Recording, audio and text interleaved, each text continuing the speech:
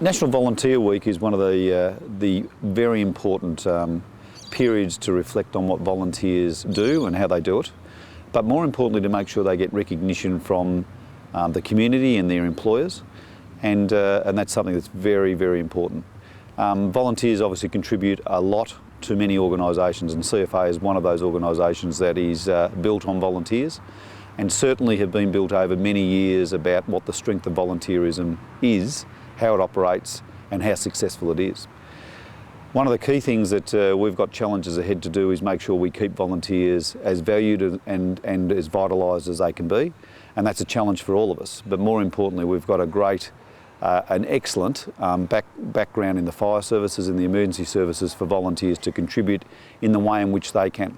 And whether it's the first person on the fire truck, or whether it's the person out doing community education,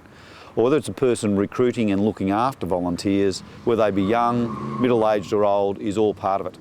And one of the things we do have to focus on is, particularly in the emergency services and the fire services, is to recruit and encourage more females to become members of fire brigades and certainly take leadership positions in brigades. I can only be